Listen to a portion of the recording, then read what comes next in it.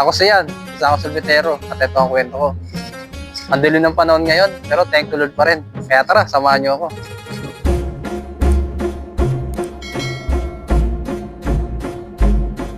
Nalabas ko na nga yung cart ko at tinabi ko muna nga dito kasi bago ako umalis, lilinisan ko muna to. At habang nililinisan ko nga tong cart ko, tumingin nga ako sa kalangitan at makulimlim nga yung panahon ngayon. Sana naman hindi umulan kasi wala na naman ako bibentahin. At ngayon araw nga mga boss, meron na nga ulit ng donate sa mga yung donation. Free ice cream for kids at talagang 300 nga. Bali 30 pieces nga na sorbetes yun. Okay na, natapos ko na linisin tong cart ko. Kaya hindi na rin ako nagtagal. Umalis na rin ako dito sa amin. Bago nga pala ang lahat. Big shoutout nga pala sa nag-donate. Kasi 3 beses na sa nag-donate. Gusto ko sana sa ipakilala sa inyo. Kaso ayaw niya.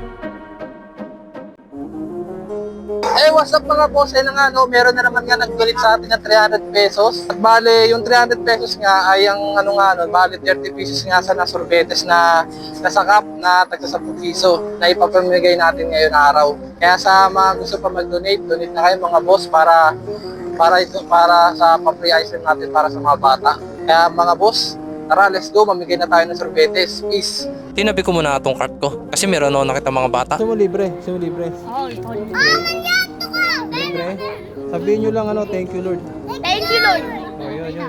At dahil nga nagpasalamat na sila kay Lord, agad na agad ako kumuha ng cup para simulan ko na sila bigyan ng sorbetes. Binuksan ko na nga itong cart ko at nagsimula na rin ako magtakal ng sorbetes. Pagdating talaga kay Lord, walang imposible.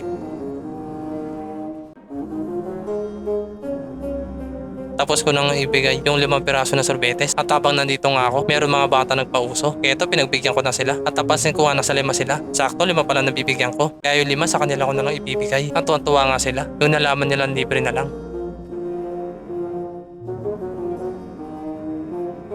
Okay na, nabigay ko na nga. At bali 10 pieces nga na sorbetes yung nabigay ko. What's up mga boss? Ayun nga, napamigay na nga natin yung 10 pieces na sorbetes. At meron pa nga natitirang 20 pieces, Sino kaya maswerteng bata makakatanggap ng free ice cream, Kaya tara mga boss, pamigay na natin yung 20 pieces. Pagkatapos ko nga sila bigyan ng sorbetes, hindi na rin ako nagtagal dito. Umalis na rin agad ako. May nakita na ako mga bata. Kaya ito, tumabi muna ako. Gusto niya libre ice cream? Ano nyo lang? Sabihin nyo lang, sabihin nyo lang, thank you Lord.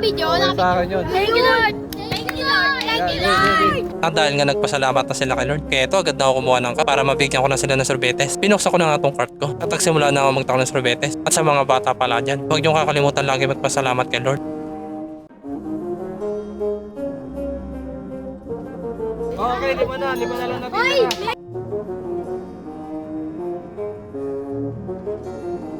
Okay na, nabigyan ko na nga sila 10. Kaya sinara ko na tong cart ko. Thank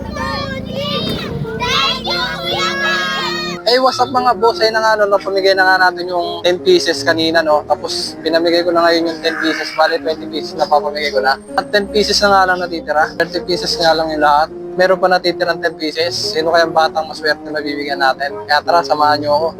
Pagkatapos ko nga sila bigyan ng sorbetes, hindi na rin ako nagtagal dito. Umalis na rin agad ako. Meron na nga ulit ako nakita mga bata. Kaya ito, tinabi ko muna dito yung cart ko. Wala tayong break me. Na lang, magpasalamat na lang ako kay Lord. Thank you Lord na lang.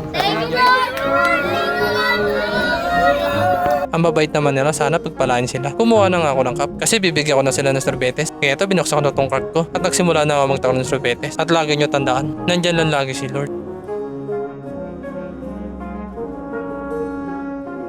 Si Mangi, ang kapogi, kagaya ko. Aray ko.